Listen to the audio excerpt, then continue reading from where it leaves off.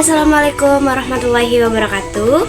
Perkenalkan, nama saya Tiara Krismawati dengan NIM 23811900008 dari jurusan Manajemen Pendidikan Islam di UIN Cyber Syekh Nurjati Cirebon, yang pada hari ini akan membacakan materi tentang evaluasi hasil belajar peserta didik dan problematikanya.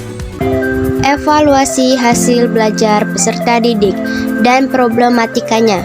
Di sini saya membagi menjadi 5 rumusan masalah. Yang pertama yaitu bagaimana alasan dan batasan evaluasi hasil belajar peserta didik. Yang kedua, apa tujuan dan fungsi evaluasi hasil belajar peserta didik. Yang ketiga, apa saja teknik-teknik evaluasi hasil belajar peserta didik. Yang keempat, bagaimana kriteria evaluasi hasil belajar peserta didik.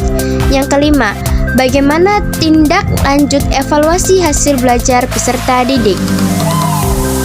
Baik, langsung saja pada materi yang pertama yaitu alasan dan batasan evaluasi hasil belajar peserta didik. Dibagi menjadi 2. Yang pertama itu ada alasan dan evaluasi peserta didik. Dalam proses pelaksanaan evaluasi, ada 3 istilah memiliki makna yang saling berkaitan, yaitu pengukuran, penilaian, dan evaluasi. Ketiga istilah ini memiliki makna yang berbeda meskipun penggunanya sering dipahami dalam pengertian yang sama. Tetapi, secara umum penggunaan istilah evaluasi lebih sering digunakan dalam konteks pendidikan dan pembelajaran daripada istilah pengukuran dan penilaian. Menurut Hamalik pada tahun 2024, karena evaluasi adalah serangkaian kegiatan yang dirancang untuk mengukur keefektivitasan dalam sistem mengajar dan belajar serta sebagai suatu keseluruhan. Yang kedua, yaitu ada batasan evaluasi peserta didik. Secara terminologis, pengertian evaluasi dikemukakan oleh para ahli memiliki rumusan yang berbeda-beda.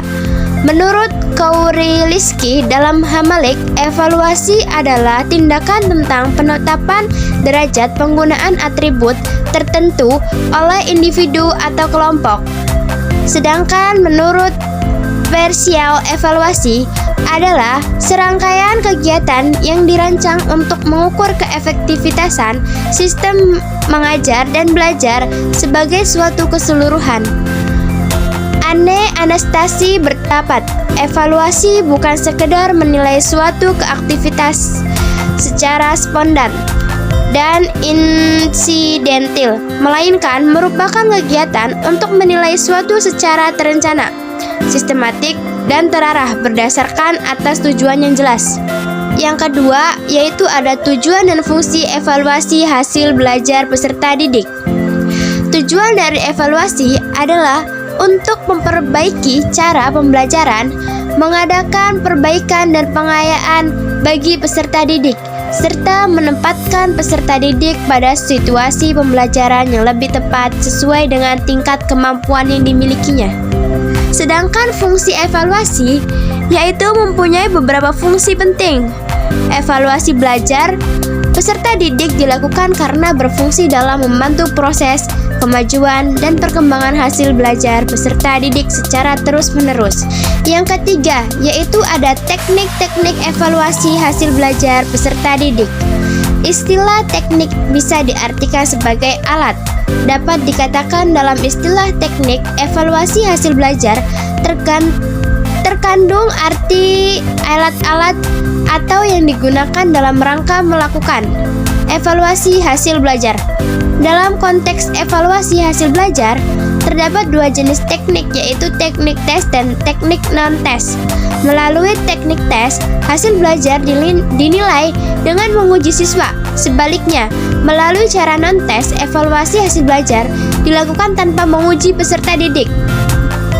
Materi yang selanjutnya yaitu tentang kriteria evaluasi hasil belajar peserta didik. Penilaian hasil belajar peserta didik mencangkup kompetensi sikap, pengetahuan, dan keterampilan yang dilakukan secara berimbang sehingga dapat digunakan untuk menentukan posisi relatif setiap peserta didik terhadap standar yang telah diterapkan. Cangkupan penilaian merujuk pada ruang lingkup materi, kompetensi mata pembelajaran, kompetensi muatan, kompetensi program, dan proses.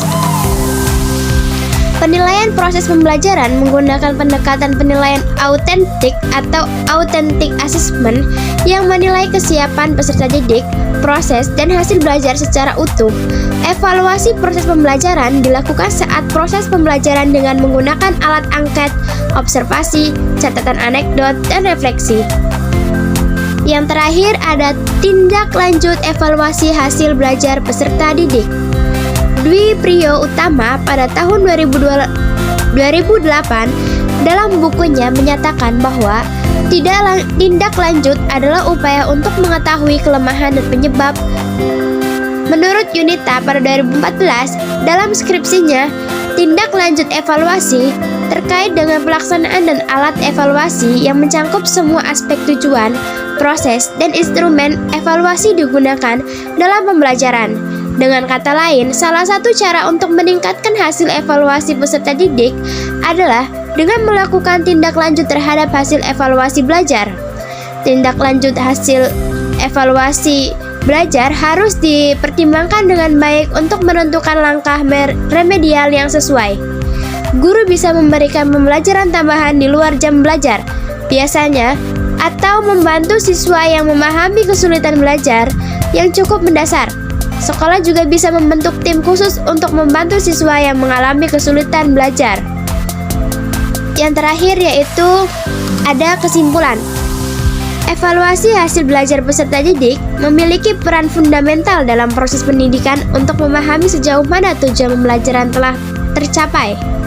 Evaluasi dilakukan untuk mengetahui pencapaian siswa terhadap kompetensi yang telah ditetapkan, mengidentifikasi area yang perlu ditingkatkan, dan memberikan masukan untuk perbaikan metode pembelajaran. Evaluasi ini memiliki batasan yang mengacu pada keterkaitan antara tujuan pembelajaran, proses belajar, dan metode evaluasi.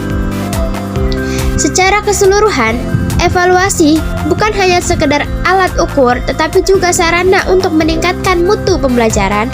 Dengan pelaksanaan evaluasi yang terencana dan berkelanjutan, pendidikan dapat berjalan lebih efektif dan memberikan dampak positif bagi peserta didik.